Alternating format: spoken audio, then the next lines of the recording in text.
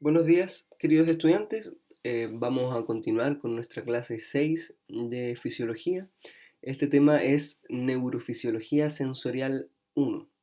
La neurofisiología sensorial es la encargada de estudiar básicamente lo que son los sentidos en el ser humano. En la clase de hoy va a ser una clase bastante sencilla acerca de la neurofisiología sensorial, donde nos vamos a enfocar específicamente en los receptores del tacto y la presión. Ya algo de esto hemos visto al hablar del sistema nervioso periférico en las clases anteriores.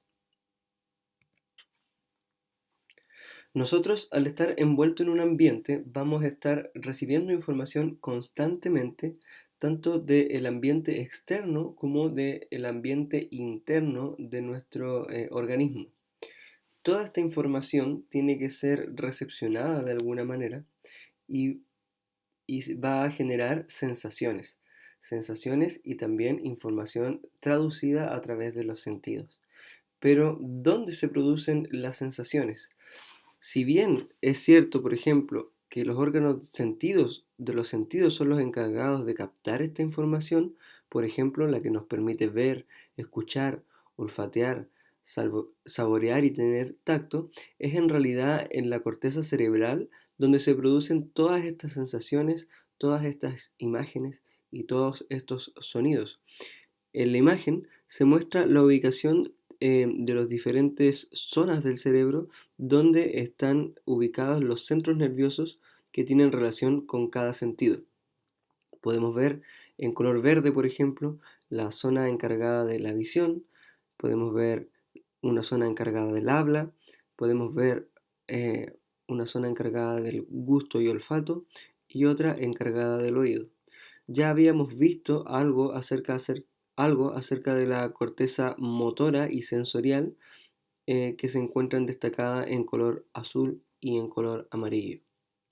Entonces, si bien es el cerebro quien genera y produce las sensaciones, es necesario que nuestro sistema nervioso central de alguna manera sea capaz de captar estas señales y es así como el sistema nervioso central es activado por receptores sensitivos.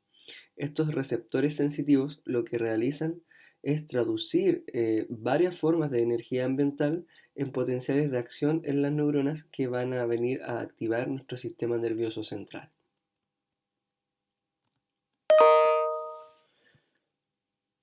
Entonces, hay diferentes modalidades sensoriales con la cual vamos a clasificar diferentes receptores sensoriales. Tenemos, en primer lugar, los telereceptores, que son receptores de distancia, los exteroreceptores, que ya los habíamos mencionado en algún momento, y que son los que nos entregan la información acerca del ambiente externo, pero cercano. Tenemos los interoreceptores, que son los que nos entregan información acerca del ambiente interno, específicamente de nuestras vísceras, y tenemos los propios receptores, que son los que nos entregan información acerca de nuestra posición del cuerpo en el espacio. Como habíamos visto anteriormente, estos propios receptores están ubicados en tendones y al interior de los músculos. De hecho, los vimos en las clases anteriores y corresponden al uso muscular y al aparato tendinoso de Golgi. Si bien el componente consciente de la propiocepción, o dicho de otra forma, la imagen corporal, en realidad es una síntesis de la información obtenida no solo de los receptores y alrededor de las articulaciones, sino que también de los receptores cutáneos del contacto y de la presión. O sea, no solamente los propios receptores que se encargan de ver nuestra tensión muscular son la que nos dan la información suficiente de la propiocepción, sino que también estos receptores cutáneos de contacto y de presión nos entregan información que es importante para esta imagen corporal. Continuando con los receptores sensoriales, tenemos los mecanorreceptores, que son receptores cutáneos del contacto y de la presión. Tenemos los nociceptores, que son los que son capaces de recibir estímulos que pueden ser nocivos, como el dolor, el frío o el calor extremo. Tenemos los quimioreceptores, que son los receptores estimulados por un cambio en la composición química del ambiente y que son los que nos entregan el gusto, el olfato y los receptores viscerales. Y tenemos los fotorreceptores, que se pudiera decir que son una clasificación aparte, que son los conos y bastones de la retina los que nos entregan la vista. Entonces, tenemos los mecanorreceptores, que son los que nos entregan información del tacto, así como también los nociceptores, y los quimioreceptores, que nos entregan información del gusto, olfato y los receptores viscerales. Yendo más en detalle con la diferente clasificación de receptores sensoriales, tenemos esta tabla donde podemos ver que en la primera columna se observa a qué sistema sensitivo participan determinados receptores y cuál es en qué sentido es en el que están participando. Por ejemplo, el primero, que es los corpúsculos de Meissner, son receptores que participan en el sistema sensitivo somatosensitivo o somatosensorial. Y la modalidad en la cual ellos participan es en el tacto. ¿Qué es lo que detecta específicamente este receptor? Son los golpes o flutter de 5 a 40 Hz y es considerado o es clasificado como un mecanorreceptor cutáneo. También tenemos los receptores del folículo piloso, el cual también es un receptor somatosensitivo de tacto y el cual es encargado de detectar el movimiento. Tenemos los corpúsculos de Pacini, el cual también es del sistema sensitivo, también es del tacto, pero es capaz de recepcionar la información de los estímulos de presión profunda para vibraciones que van desde los 60 a los 300 Hz. También tenemos las células de Merkel, las cuales están encargadas del tacto y la presión. Y tenemos los corpúsculos de Ruffini, que están encargados de la presión sostenida. También perteneciente al sistema somatosensitivo, tenemos estos propios receptores de los cuales habíamos hablado antes, los usos musculares y los órganos tendinosos de Golgi. El uso muscular, como sabemos, está al interior de las fibras musculares, lo que va a detectar es el estiramiento, con tal de evitar de que haya un estiramiento que pudiera ser perjudicial para el músculo. Y el órgano tendinoso de Golgi, ubicado en los tendones y el tejido conectivo de los músculos, lo que vienen a detectar es la tensión. Al haber demasiada tensión, este órgano tendinoso de Golgi va a enviar una señal con tal de que, eh, con tal de que disminuya la tensión dentro del músculo, se intente relajar este músculo.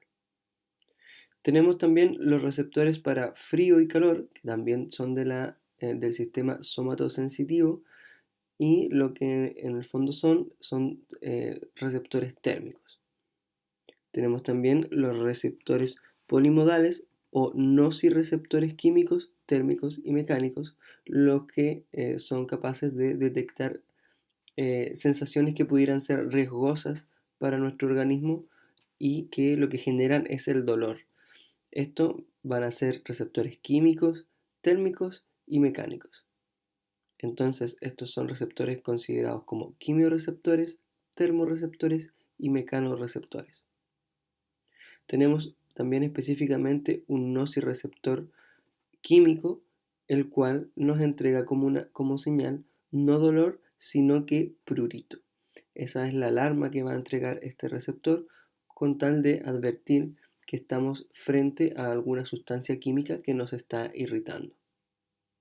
También tenemos los conos y bastones, que son las estructuras que forman parte de la retina en el ojo y que nos entregan la capacidad de ver. Tenemos también las células vellosas de la cóclea, que son las que participan en la recepción de las vibraciones que nos entregan finalmente la información que se traduce en audición. Tenemos las células vellosas o conductos semicirculares que también participan en el sistema vestibular y que se relacionan con el equilibrio. Tenemos las células vellosas de los órganos de los otolitos, los cuales también participan del equilibrio. Tenemos la neurona sensitiva olfatoria, que se encuentran en la nariz y que son receptores de tipo químico, los cuales nos entregan el olfato. Y tenemos las pupilas gustativas en la lengua fundamentalmente, las cuales nos entregan los estímulos del gusto. Como podemos ver, hay gran cantidad de variedad de receptores sensoriales, los cuales cada uno van teniendo diferentes funciones, todas relacionadas con los distintos sentidos. Entonces, los órganos de los sentidos están formados por los receptores sensitivos, que pueden ser terminaciones dendríticas especializadas de las fibras nerviosas aferentes, y a menudo se relacionan con células no neuronales que los rodean. Para el tacto y presión tenemos cuatro tipos de mecanorreceptores que son los más importantes. El corpúsculo de Meissner, que son dendritas encapsuladas del tejido conectivo; las células de Merkel, que son terminaciones dendríticas expandidas; los corpúsculos de Ruffini, que son terminaciones dendríticas aumentadas con cápsulas alargadas; y los corpúsculos de Pacini, los cuales son terminaciones dendríticas no mielinizadas de una fibra nerviosa sensitiva. Como podemos ver en la imagen, cada uno de ellos se encuentran en diferente disposición, lo cual se va a ir relacionando con lo que es su función. En la imagen de abajo podemos ver la estructura de cada uno de estos receptores, donde podemos ver primero las terminaciones nerviosas libres, las cuales corresponden a las células de Merkel. Podemos ver los corpúsculos de Meissner, que son estas dendritas encapsuladas de tejido conectivo, y podemos ver los corpúsculos de Batter-Pacini, que son estas terminaciones no mielinizadas que son encapsuladas en una lámina concéntrica. En esta diapositiva podemos ver los diferentes receptores sensitivos y vamos a ir describiéndolos desde las capas más superficiales a las capas más profundas. Primero podemos ver los discos de Merkel, los cuales son estos mecanorreceptores cutáneos encargados del tacto y presión, los cuales por ende se encuentran en las capas más superficiales o más cercanas a la epidermis. También podemos ver los corpúsculos de Meissner, los cuales también son mecanorreceptores cutáneos, y lo que ellos detectan son los golpes, o el tacto, pero a baja frecuencia, de 5 a 40 Hz. Yendo hacia la capa un poco más profunda, podemos ver las terminaciones nerviosas libres, los cuales son nociceptores, receptores de tacto, pero que se enfocan en el dolor, el calor y el frío. Luego podemos ver los receptores que se asocian al folículo piloso o el plexo de la raíz del pelo, el cual se encarga de la detección de los movimientos.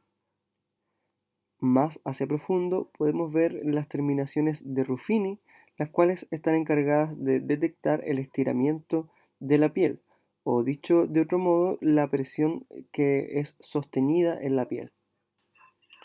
Y por último podemos ver los corpúsculos de Pacini, los cuales se encuentran ya casi en la capa subcutánea o en el límite entre la dermis y la capa subcutánea, los cuales son los encargados de la detección de la presión profunda. Por supuesto, para poder estimular estos receptores tiene que haber una presión aún mayor, ya que se encuentran en las capas más profundas de la piel.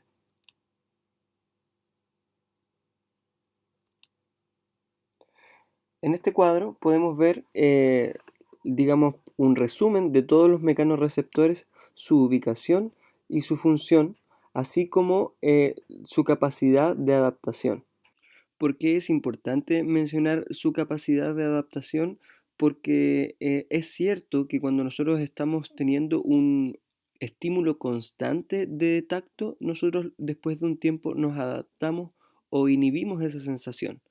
Por ejemplo, si nosotros usamos un reloj, al ponernos el reloj, en primera instancia seguro vamos a sentir el peso de este, así como su textura. Pero si lo andamos trayendo durante todo el día, luego al pasar el tiempo nos vamos a olvidar que lo estamos trayendo. Cosa similar nos ocurre a las personas que usamos aros. Cuando nos cambiamos los aros y nos ponemos aros más pesados, por ejemplo, al principio vamos a sentir todos los movimientos que hagamos con la cabeza, pero al pasar el día, luego ya esos aros nos vamos a olvidar, digamos que nos cambiamos a unos aros más pesados. Bueno, todos estos receptores, ¿cierto? Todos estos exteroreceptores van a recepcionar esta información a través de una fibra neurona aferente. Entonces nosotros vemos en el esquema como letra A que existe una recepción de este estímulo, el cual se transmite desde esta neurona aferente hacia una neurona, una interneurona que se encuentra en la médula espinal. Como punto B podemos ver que esto va a generar un reflejo que va a ser una excitación de una célula motora. Pero a la vez va a haber una retransmisión hacia el tálamo o la corteza cerebral, la cual podemos ver destacada con el punto C. Esto va a generar en el sistema nervioso central que haya una modulación de esta señal para generar una respuesta, por lo cual nosotros vamos a tener una percepción cortical, en este caso del ejemplo, una percepción de dolor. Puede ser una percepción de frío, de calor, de presión, etc. La vía a través de la cual van a subir estos estímulos sensoriales va a ser a través del tracto espinotalámico, porque parte de la médula espinal y desemboca en el tálamo.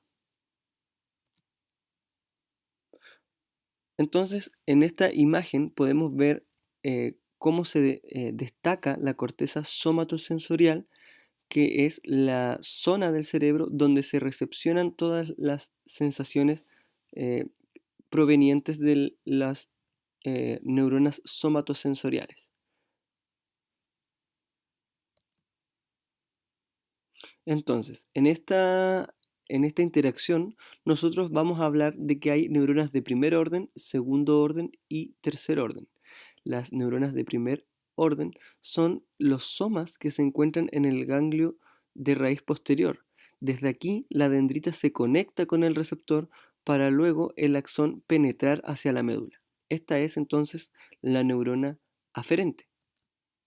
Luego tenemos una neurona de segundo orden, que es una neurona que su axón puede llegar hasta el centro superior, hasta el tálamo. Esta es la que hemos nombrado antes como interneurona y es una neurona que funciona específicamente en el sistema nervioso central. La neurona entonces de primer orden aparece destacada en rojo y la neurona de segundo orden aparece destacada en color gris. Tenemos la neurona de tercer orden, también una neurona destacada de color gris, pero que su axón llega hasta el área sensitiva de la corteza cerebral. Esta es una neurona sensitiva, pero de primer orden o una neurona sensitiva alta, porque forma parte del cerebro. Todas las sensaciones, ya sean de propiorecepción, de exterorecepción o de interorecepción, se canalizan de igual manera, a través, en primer lugar, de una neurona de primer orden, la cual lleva la sensación hacia o el impulso sensorial hacia la médula espinal, una neurona de segundo orden, que es una neurona sensorial del sistema nervioso central bajo, y luego una neurona de tercer orden, que es una neurona sensorial, pero que se encuentra llamada una neurona sensorial alta porque se encuentra conformando parte del cerebro. Entonces, como ya mencionamos anteriormente, la propiorecepción se refiere a estímulos internos, como el control consciente o no de la postura y el tono muscular, el cual va a estar encargado principalmente del uso muscular y del órgano tendinoso de Golgi. La exterorecepción, que es la que hemos más hablado durante esta clase, se refiere a la recepción de los estímulos externos como el dolor, la temperatura y el tacto. Y por otro lado, la interorecepción son la recepción de estímulos que se originan en el territorio visceral. Generalmente nosotros lo asociamos al sistema digestivo. Entonces, la propiorecepción y la exterorecepción tienen una inervación del sistema nervioso periférico somático o sistema nervioso periférico voluntario, mientras que la interorecepción tiene una inervación del sistema nervioso periférico autónomo o visceral. Luego podemos ver nuevamente una imagen donde vemos un estímulo, esta vez un estímulo de calor sobre una mano, ¿cierto?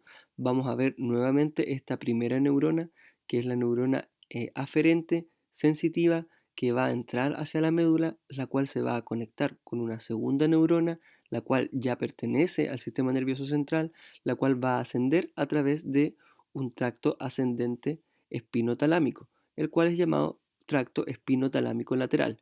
Este en particular podemos ver que no decusa de un lado hacia el otro, y para contactarse con una tercera neurona, la cual se encuentra en la corteza somatosensorial, la cual va a dar una interpretación a este impulso nervioso.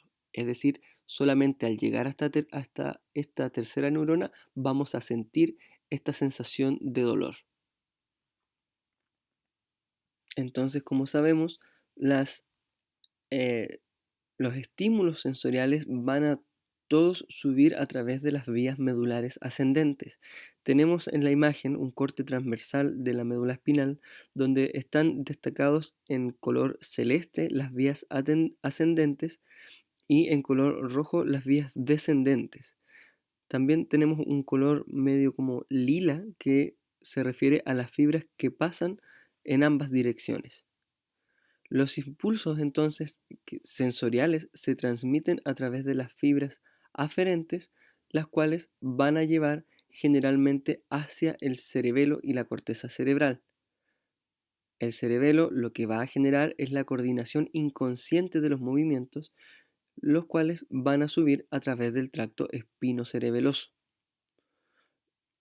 Los, los, las, los estímulos somatosensoriales que van a subir hacia la corteza suben por el tracto posterior de la médula. Las vías ventral llevan información desde los tendones desde los tendones y las articulaciones. Podemos ver una representación esquemática de las terminaciones de los tres tipos de neuronas aferentes primarias en las diversas capas del asta dorsal de la médula espinal.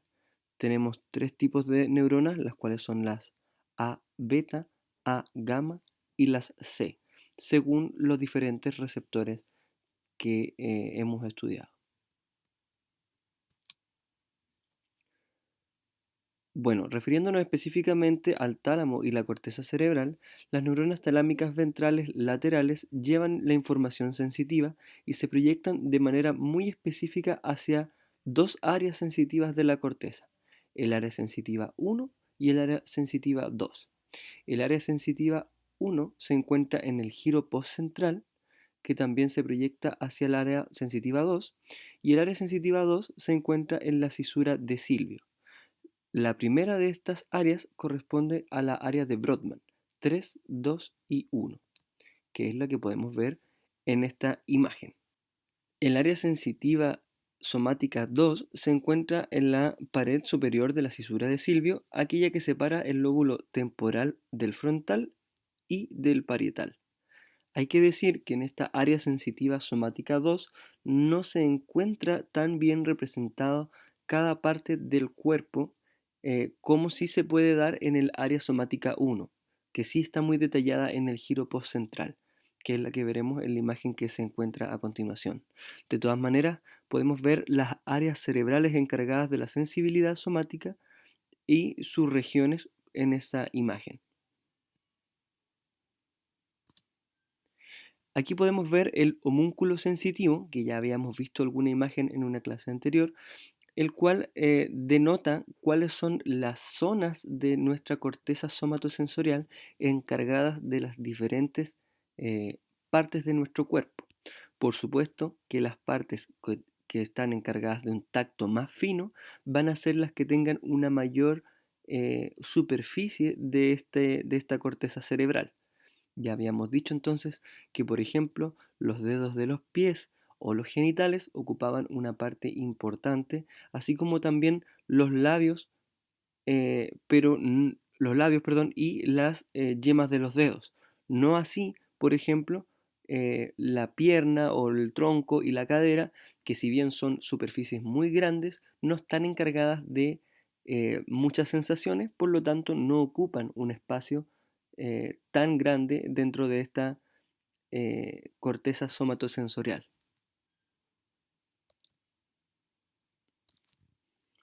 En esta imagen podemos ver nuevamente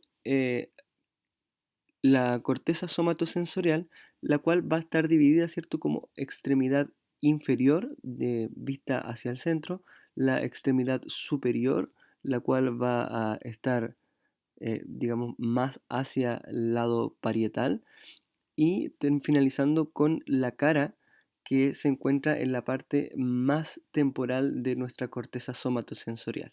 Lo importante aquí en realidad es darnos cuenta de que se encuentra bastante bien definido en la corteza somatosensorial, sobre todo en la primaria, cada zona de esta corteza relacionada con sus diferentes con las diferentes sensaciones de los diferentes órganos del cuerpo, por lo cual podemos deducir que si tuviéramos en algún momento algún daño en alguna de estas zonas cerebrales, pudiéramos tener una pérdida del tacto en determinadas zonas.